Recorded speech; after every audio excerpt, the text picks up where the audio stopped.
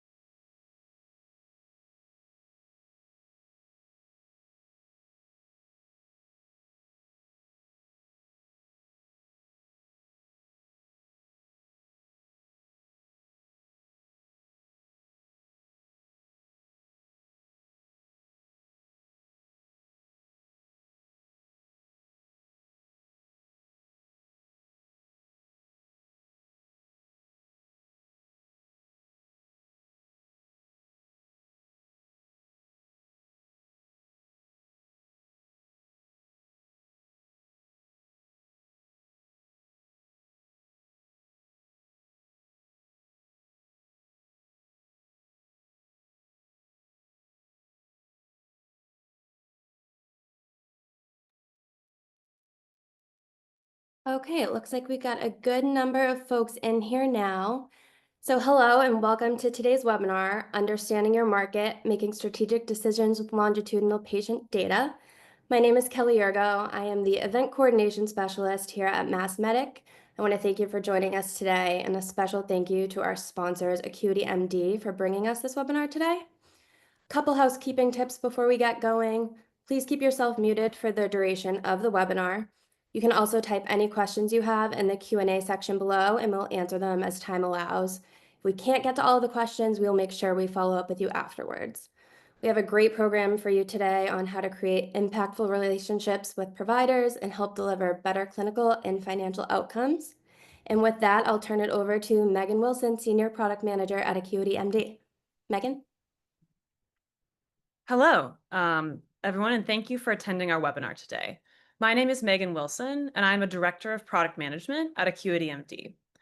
AcuityMD is a commercial enablement platform for medical device companies dedicated to the mission of accelerating medical device adoption.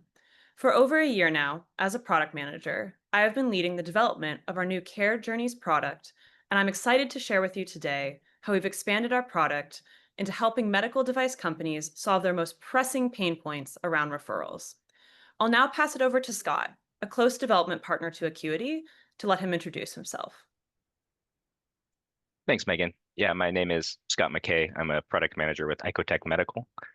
We are a small Swiss company, but we specialize in the manufacturing of composite carbon fiber PEEK spinal implants, primarily for spinal tumor patients. And I'll go into a little bit more details on that later. But excited to be here. So thanks for having me. So I'll give you a little bit of a background on Icotec Medical and how we ended up working with Acuity. We've been working together for a little bit over a year now at this point, and it's been a really great experience for us. As I mentioned, we primarily work in the spine tumor space. It's a very niche kind of small community. We see a fairly low volume of cases done nationally every year. So a patient with a spinal tumor that would require surgery to alleviate symptoms or help them get better treatment in that metastatic site. So presumably some sort of adjuvant radiation therapy care. But it's such a niche kind of patient population. We first reached out to Acuity because we were hoping to identify where these patients are. Just like any medical device company, I think there's three big questions that we wanted to answer using a sales data platform. Number one is how many patients are being treated with surgeries that are relevant to our products. Number two is where are these patients being treated? Where in the country, at what institutions? And number three is who is doing these procedures? I think that's pretty universal for any medical device company. But we actually needed to go a little bit deeper. So one thing that's unique about our technology is, although the surgeon is technically our customer, they actually see very little benefit of our technology. It's a differentiated technology in the sense that in post-operative images, so MRI or CT scans, there's very little scatter created by the metallic implants because we have a composite material that mimics that of bone. And so when it comes to actually their adjuvant radiation therapy that would come to treat those spinal tumors, it's actually the radiation oncologist is the specialist that gets the most benefit out of our technology. So we're in a bit of a unique situation. We're asking a surgeon to pay a premium cost for a product that they don't really benefit from. And we also don't know who the radiation oncologists are that would benefit from this product. And so our job was to go out there and really understand the referral networks, understand different institutions and how they interact, what is their multidisciplinary kind of cooperation, and how closely are these specialists working together. And we set out to do this several years ago as we kind of built our sales messaging. And we wanted to kind of build this community through a few different methodologies. So the first would be kind of a consultative approach. How can we get these two specialists in the same room together to talk about the total patient episode? So often in medicine, you're siloed between surgical, medical oncology, radiation oncology, and there's not necessarily a lot of crosstalk between them. But we really wanted to get them all in the same room. That's where we can kind of present this united front to the hospital, get through, that committee and approvals and things like that, and then start treating patients, which is really what it comes down to. Is we believe that this is a technology that's better for patients, helping them live longer, happier lives, despite the fact that they have late stage cancer. And so when we kind of reached out to Acuity, our goals were leveraging that platform to find ways to bring value to customers quicker. So number one, we wanted to use a consultative approach, and understanding referral pathways would save us a lot of time in a sales process that traditionally takes months, if not years, to find the right people. So we wanted to know who the targets were from the get-go, but then also be able to bring some value to the surgeon.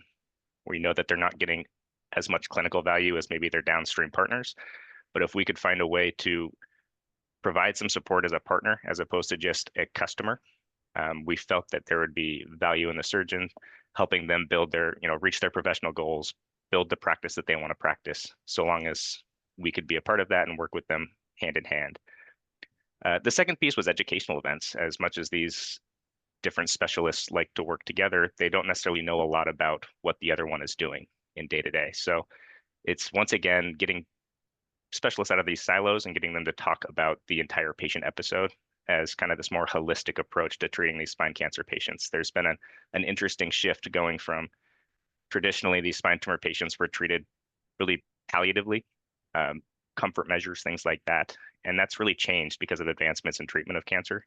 And so we're hoping to kind of change the paradigm, elevate the standard of care for these patients so that there's more of a curative intent when you're approaching these patients. And that's something that we're really trying to build at Icotec as we work with these different specialists.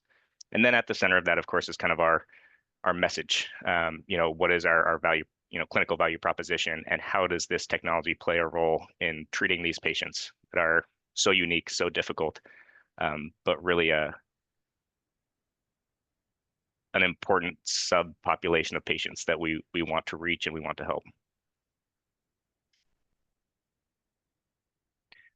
And now if you could kind of make a wish list of things on top of that we would want, and I'll come back to this a little bit more because we really didn't approach Acuity with this in mind, but kudos to them for putting together such a strong platform. But looking at things as a small company, we're constantly looking at new indications. We're building new products, the next generation, expanding our portfolio. So the idea that we could maybe leverage some sales platform data really on the back end of things. So not the sales facing targeting and referral networks, but if we could understand how many cases were happening where, how big a different indication market would be, we can apply that to all things such as identifying KOLs within that market, looking at production. How many of which implants do we need? How many sets of instruments do we need?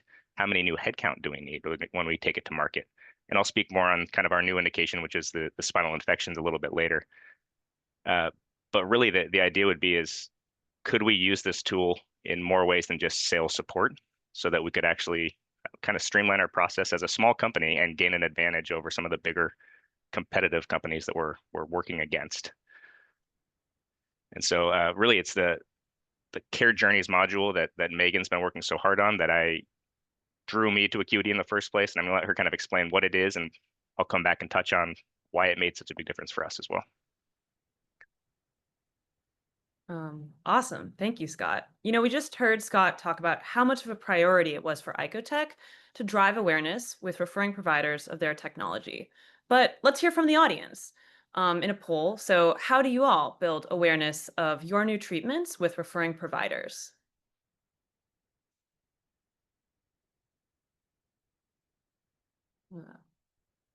And our kind of options here, we laid out our cold calling, email campaigns, peer referrals, press releases and social media, educational events, or you're not really focused on it. You're only focused on your users.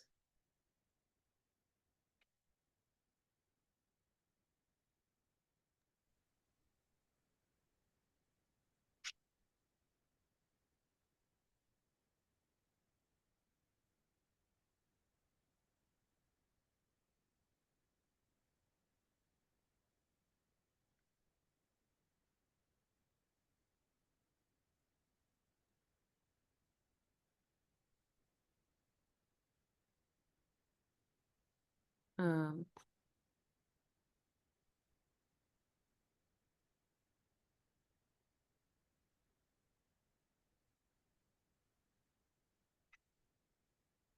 okay, nice. So, it looks like from our results, seeing a kind of even distribution between cold calling, email campaigns, just getting peers to drive referrals, educational events as well, and then some people calling out that they only focus on users. So yeah, I think there's a ton of different tools in the toolbox here. But before we get into how AcuityMD helps provide better tools, let's first kind of talk about why is this an area where medical device companies need to intervene in the first place? Because if we take a step back, what we've seen Scott talking about, we see it across a ton of our customers. Good referral pathways can really help broaden access to effective medical treatments and lead to life-changing improvements in patient care. But why has it been so hard to create these effective referral pathways? Let's first think about the perspective of the referring physicians. Ideally, their decision to send a patient on to care would optimize across the right mix of expertise and equipment that would provide the best outcomes for the patient and their specific disease condition. But that is really hard to know, so they're acting on limited information when they send a referral. So they likely fall back to referring based on a relationship they already have, instead of really being able to choose across relationship, expertise, and equipment. Similar to the referring physicians, treating providers may also have limited visibility into where their referrals are coming from and how referral decisions are made. They lack visibility into three things. One, how many patients who could benefit from their care live or visit doctors practicing around them. Two, sometimes where their current referrals are coming from, since many medical and billing departments track them in a haphazard manner. And three, how they are positioning themselves to access those patients and the referring doctors managing their care. This leaves doctors who can provide really high quality care with cutting edge medical devices struggling to figure out how to connect to their target patient populations. Clearly, doctors on both sides of the referral relationship are struggling to make the best referrals for the care of their patients. But why has it been so difficult for medical device companies to help in this space? And why do we just have so many tactics here? Don't hear it from me, hear it from Scott.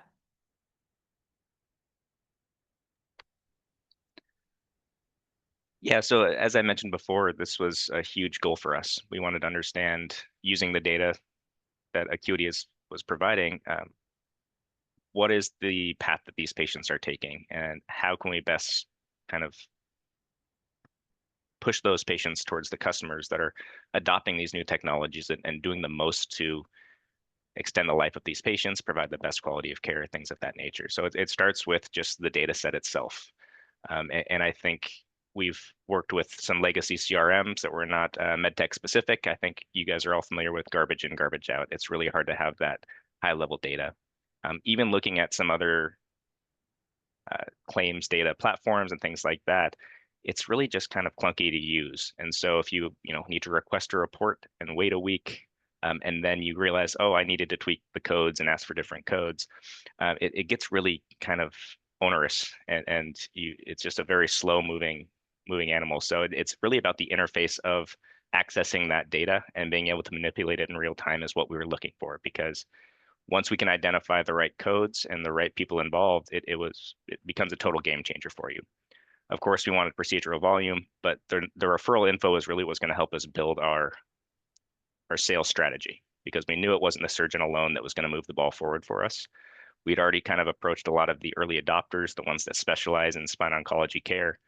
And now we were kind of threatened with this idea of stagnation, going from the early adopters to kind of general adoption across the board. And this is where, in my opinion, I think we're able to really leverage the data to shorten that sales cycle, and build the referral networks in real time. And I can tell you this is a fairly new feature, but the few times I've had the option to sit down and look at upstream referrals has been a complete game changer.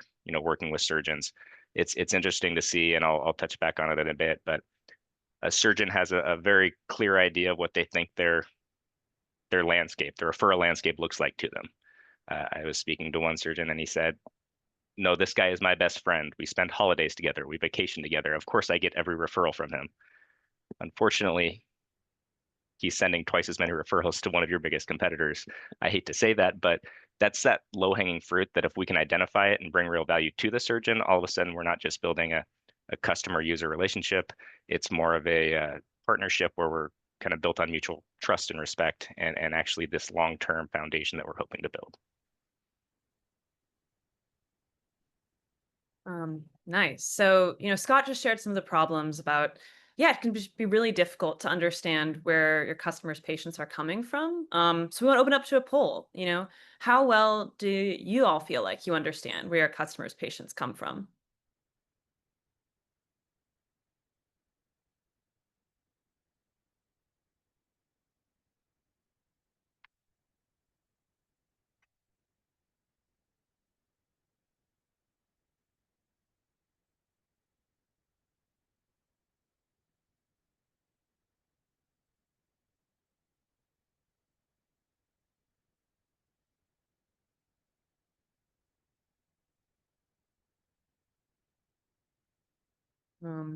Okay, nice. So, definitely top result here is just a little bit, and I think this kind of gets to what Scott was saying. You kind of have a sense, but, it can be a struggle and you're really cobbling together across a lot of different data sources.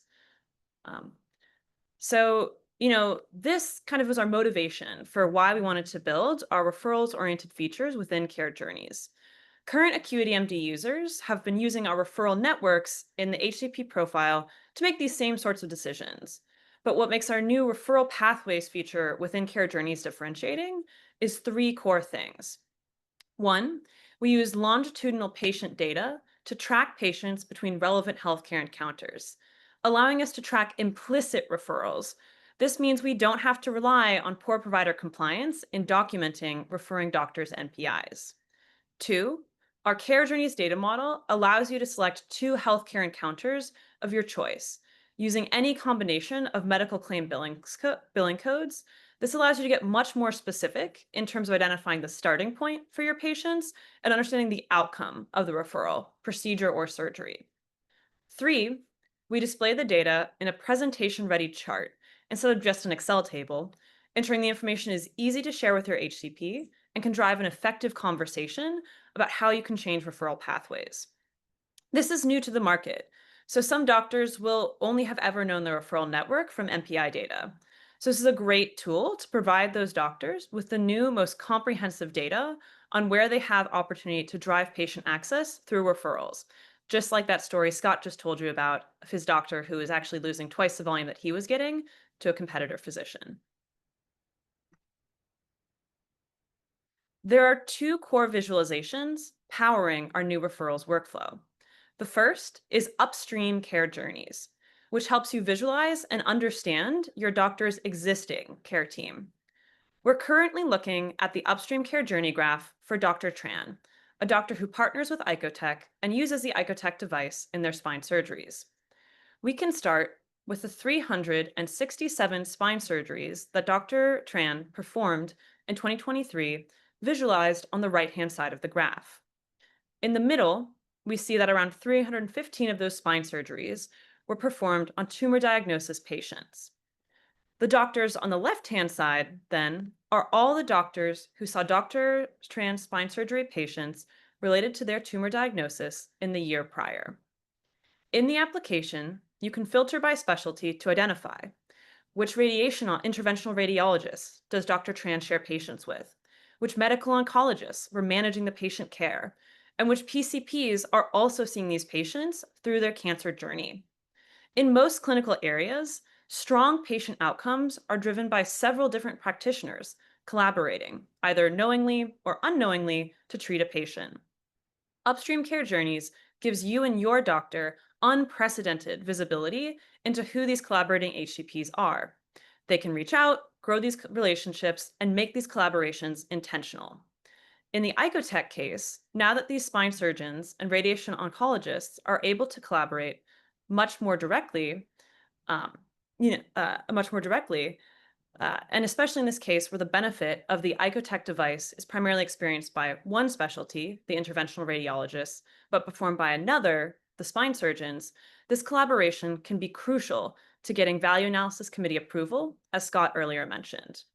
And then also, once approved, Dr. Brown can now make sure all the radiation oncologists on their care team are educated about the Icotec device, encouraging them to send their tumor patients that need surgery to Dr. Tran instead of other HCPs who don't use Icotec's rods, because they know that Dr. Tran's spine surgeries won't distort their future imaging, allowing both him and Icotec to improve patient access to game-changing medical technology. Now, Upstream Care Journeys helped us identify and build stronger relationships with the doctors that are currently sharing patients with our partner HCP. Referral Pathways helps you find the referral white space, doctors practicing in your area and seeing your relevant patient population, but who may not yet be connected to your doctor. Perfect targets to invite to an educational event or reach out to with some cold calling. We're currently looking at the referral pathway for Dr. Tran, a spine surgeon who uses the Icotec device. If we filter this graph for interventional radiologists, the left-hand side of the graph will show us all the interventional radiologists practicing within a 25-mile radius around Dr. Tran's primary location at the H. Lee Moffitt Cancer Center. Easy driving distance. We can see that the 18,000 tumor diagnosis patients who saw these nearby interventional radiologists in 2023, on the left-hand side, the graph breaks down which interventional radiologists saw the most patients by the number of patients they saw. We can then see, of those 18,000 tumor diagnosis patients, that 240 went on to have spine surgery. The right-hand side of our graph then shows the top surgeons who performed those spine surgeries on the patients who were earlier seen by those interventional radiologists. We can see that our Dr. Tran captures the most patients from these interventional radiologists, and who the other doctors, Dr. Liu, Dr. Furlan, he's competing with for referrals are on the right-hand side of this chart. So in a single chart, we can easily see, one, who the top referral targets are in this market by the number of patients they see, and two, which surgeons are capturing the most referrals. In the application, a table below this chart shows this data in list format, and allows us to easily prioritize which doctors we want to reach out to by the most number of patients, or by those who send the most patients on for spine surgery, or the ones already connected to Dr. Tran. Importantly, because the left-hand side just captures doctors who see a lot of your relevant patient population, we are able to uncover doctors who may see a lot of our relevant patients, but aren't even educated about existing treatments to send them on for referrals. In Icotec's case, maybe those doctors who are still leaning on that palliative care instead of actually realizing there are new options for treating these patients. This is a clear advantage over existing explicit referrals data, which only helps you find doctors who are already educated about treatments and already sending referrals.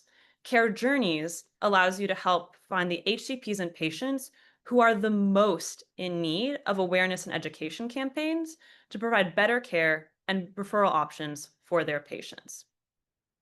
Now that we've used this graph to identify which interventional radiologists we want to go after, we can click on their names and zoom in. For example, if we select Dr. Luis Gerena, we can drill into his care journey graph to understand specifically how many of his patients are going to see Dr. Tran versus another surgeon, and then which other surgeon.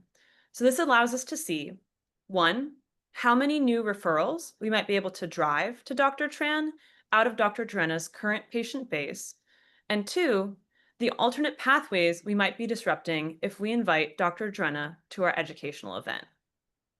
I'm really excited about the potential of these features to help medical device companies identify key referral targets and educate them about the new technologies so that we can improve patient access to care through medical device adoption.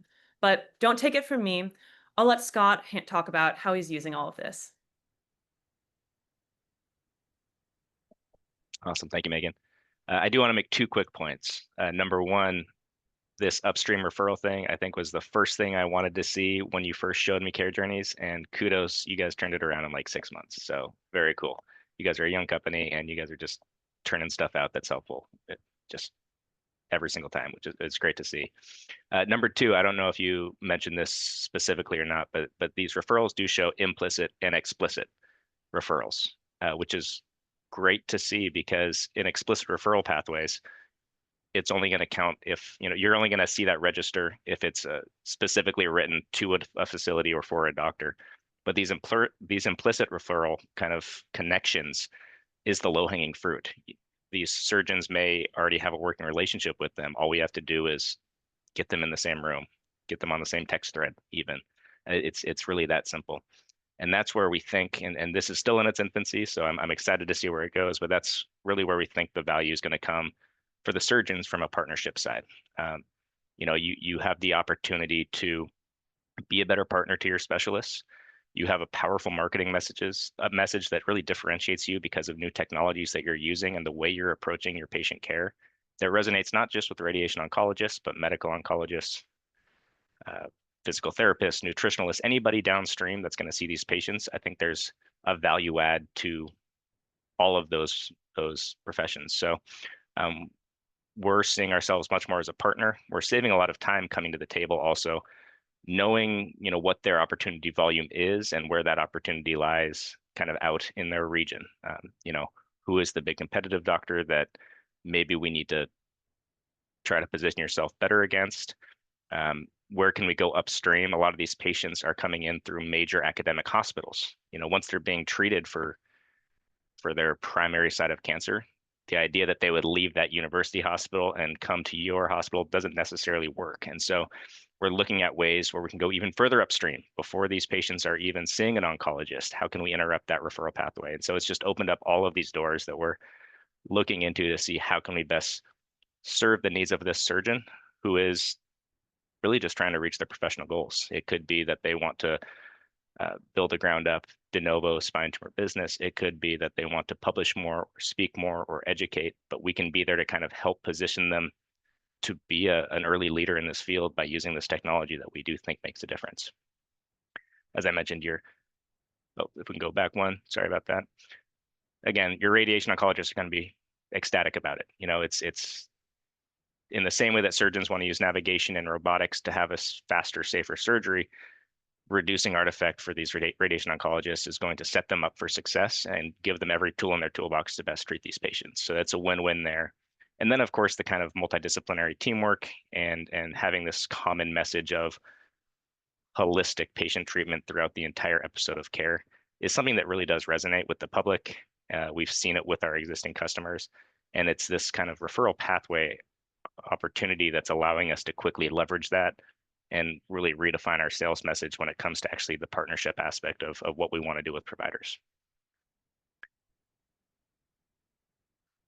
With facilities, it's a similar approach. We want to help them establish themselves as a regional center of excellence. We want them to be able to leverage a lot of the technology.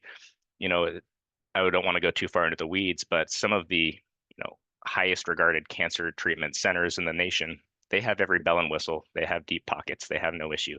This technology, while it costs more than a traditional titanium pedicle screw, it's actually enabling for a lot of these smaller community hospitals. It allows them to use more complex radiation therapy modalities without needing that really expensive capital equipment. And so it's something that we're really looking into to kind of building these one-off referral markets that aren't just specifically in these big university hospitals. And so it's an opportunity for the little guy in the room to establish themselves, which is really great. And then of course better understand their patient population. We know that not every spine tumor patient is going to get surgery. We know that not every spine surgery patient is there because of a tumor. And so using this data to better understand exactly what our opportunity is a huge piece of that.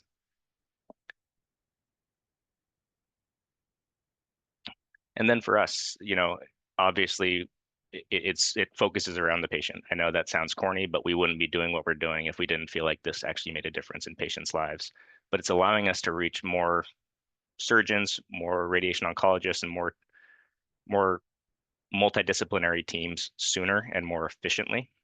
We're able to get our message kind of more cohesive when we go to the hospital and apply for approval, things of that nature. And we're able to add that kind of outside value, not just clinical value proposition, but how can we partner with you? Even though we're a small fish in a big pond with, Medtronics and J&J and DePuy and NuVasive and Globus, all these multi-billion-dollar companies, we're holding our own without having to, really drop price across the board and take a bigger loss. We're still, not profitable, but we're growing at a 50% clip year over year. So it's been great. And then also taking, reapplying that to these new initiatives, these new indications, these new kind of generation products coming down the pipeline. Our go-to-market playbook is much more defined.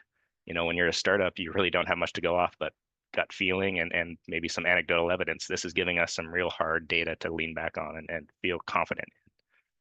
And then, yeah, it's building that relationship with customers, that high level selling, where you're not just pushing a product, you're partners, you're partners, and you're helping reach a common goal, reach more patients, and just it's a win all the way across the board in our mind.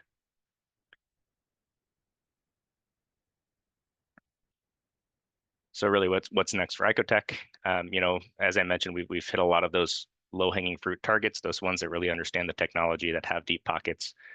When we could have stagnated, we actually kind of leaned further into this messaging. We went out and partnered with Acuity, and we continue to see accelerated growth, 50% year over year, including Q1 of this year, our first, our biggest quarter to date. We have so many projects in the pipeline that I can barely keep up with all of the coding requests. Not even Megan knows this, but I'm actually going through the process of getting my certification as a medical coder, because there's so much benefit in understanding the coding process here, and the flexibility offered by Acuity to do things in real time as they are needed to answer these ad hoc requests from some C-suite executive way up here is a huge value add. So I'm really excited about the opportunity there. And to touch back on kind of our most recent indication, infection, which we went live with in January, we are currently hiring 3 new headcount. We've used it to really understand where is our crossover selling opportunities, where are our biggest targets, how many more sets of instruments do we need. So it's really informed more than just the frontline sales data. It's given us a lot more opportunity to operate more efficiently with the limited budget that we have as a small company. And so that's been huge for us. And with that, Megan, I'll turn it back to you. Awesome. Thank you so much. It was always so awesome to hear about all the stuff you guys are doing at Icotec and how you're leveraging our technology to drive outcomes. It's why we get out of bed in the morning at Acuity. So referral pathways and upstream care journeys are now both available within our Care Journeys solution. If you're a current AcuityMD customer, you can reach out to your customer success manager for more details.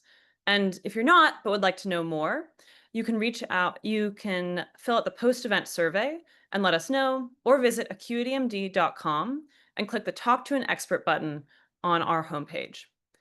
And for everybody, I'd also like to mention our conference, Flywheel 2025 in Chicago this October. This one-day conference features commercial medtech leaders and industry experts discussing the best practices and strategies for 2025 and beyond. And the best part is, these strategies you can take back to your organizations and implement immediately. Thank you so much, everyone, for attending. And I'd now like to open this up to Q&A.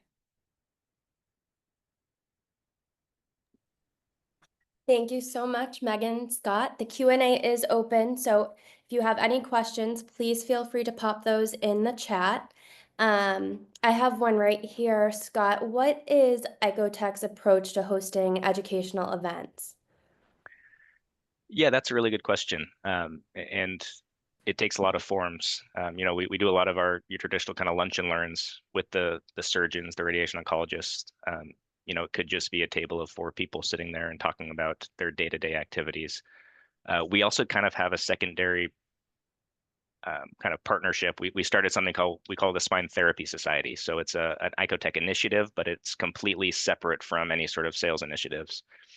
So it's something where we will sponsor resident events, cadaver or wet labs, things like that. We'll sponsor certain lunch symposiums at different congresses and things like that around the country. So it can take a number of different forms, but the Spine Therapy Society, as we call it, is really something that's grown. We're in our 3rd year. I think we went from 17 doctors the first time to over 60 this past year in the 3rd year, and being able to sponsor resident courses, get them more comfortable with the actual treatment paradigm of a spine tumor patient, not just how do you perform surgery on them or how do you radiate them with photons. So it's really been a great opportunity to reach more of those targets as well, kind of from the outside of like the sales pipeline, but actually getting more into the educational events that we wanted to promote and host. So That's great. And Scott, can you talk a little bit more about matching manufacturing to market data? yeah, just to give you a couple of brief examples, there's we're currently indicated for spine tumor and spine infection. Some of the areas we may be interested in looking, and I don't want to say too much here, but maybe it's deformative or degenerative, osteoporosis. We're actually working with the AO, which is a large global spine society, to develop an osteoporotic screw because of the kind of characteristics of our screw. So we wanted to get an idea of what does that market look like. And I think there were high hopes for just the number of patients with osteoporosis going through spine surgery. But when you actually look at what the primary diagnosis is, which is really what the indication would serve, it's a much smaller market than you might think, because a vertebral fracture with osteoporosis is not necessarily osteoporotic in nature. So it helps kind of avoid some of those big pitfalls and inform which indications are the most likely to be successful early. From a manufacturing standpoint, what I mean here is if we look at the number of vertebral fractures, for instance, up and down the spine, you can actually go into each specific code and understand where in the spine those are happening. So we know that if something happens in the high thoracic spine, kind of between the shoulder blades, you need a very different implant than something happening in your lower back at L3, L4. And so even informing volumes of implants that we need when we go to market, or how many sets of instruments to perform that procedure do we need, and where in the country do they need to be at the time of kind of this market launch. All of those little things, those seemingly small, add up to just a much more efficient process. Great, thank you. And another question here, how does the infection product launch compare to the carbon fiber screw launch? It's similar. I think from like a clinical value standpoint, we're much more established in the actual clinical value that we bring from the tumor side. Infection's a little bit more nuanced in that discussion, and it's still so new that we don't really know. We still don't know what we don't know. We think that there's clinical value and that surgeons will see a benefit, but we can't really make any clinical data claims based on what's already out there. We're the first ever spine company to get this approval. And so it's unique. We also do have an additional reimbursement from CMS in terms of Medicare, things like that. So it's complex, but we essentially have this kind of 3-year window to evaluate it. But from a preparedness standpoint, we're much better positioned to know who to talk to and when. And so rather than hiring a completely new sales team for this new indication, we know where the carryover kind of cross-selling opportunity is. We know how to position our new hire headcounts that are specializing in infection sales specifically. We already have a list of who are the surgeons and who are the top accounts. All of this is just, it's going to make our lives much easier. So I think we're much better prepared, but it's a little bit different from kind of starting from 2 headcount to where we are now, which is more like 40 headcount. So Thank you, Scott. And Megan, can you give an idea of where this data comes from if it's not explicit referral data? Yeah, totally. So as mentioned earlier, this is longitudinal patient data.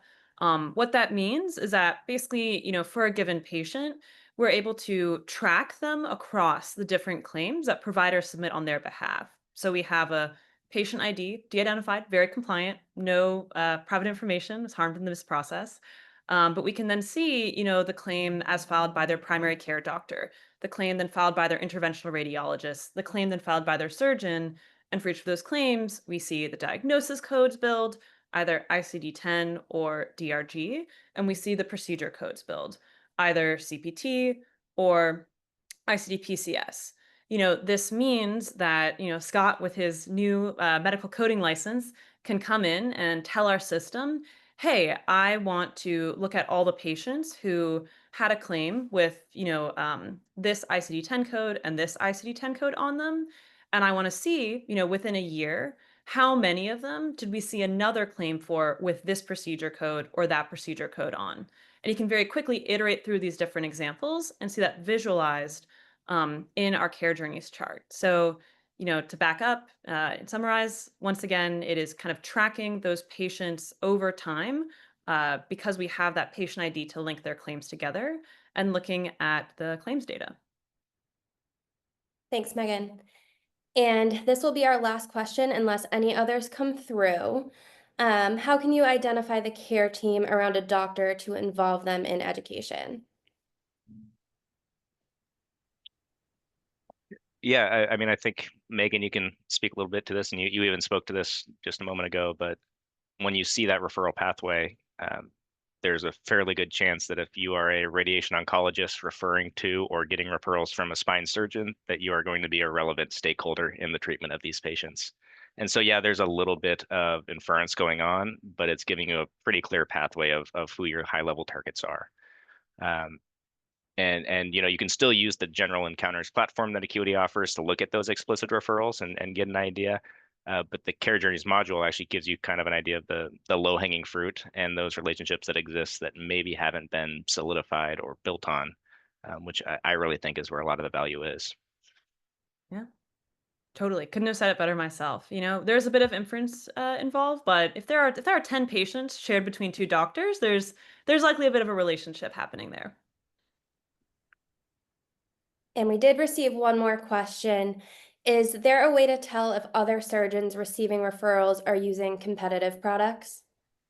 Yes. So, in AcuityMD, we also have Sunshine Act information that can identify which surgeons may be KOLs or accepting meals from different medical device companies. So once you've identified a competitor surgeon, you can very easily click through in the AcuityMD profile, check out their KOL information, see if they're, partnering with a competitor. And we also allow you to flag that in AcuityMD.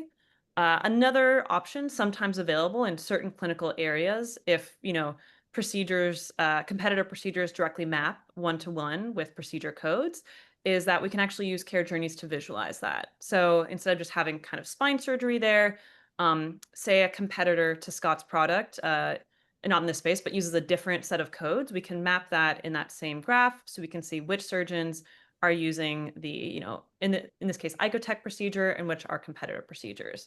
This is definitely quite effective in the urology space, specifically around BPH is a great example of where you can very easily see competitor procedures in the same graph. Great. Thank you so much, Megan and Scott. And thank you all for joining us today. After this webinar, you will receive a link to the video from us. Please feel free to share that with others who may not have been able to attend today live. Thank you, AcuityMD, for having this webinar with us today, and we have plenty more webinars and events on our Mass Medic website, so feel free to visit that, and we hope to see you at the next one. Thanks, everyone. Thanks, Thank everybody. Bye. Bye.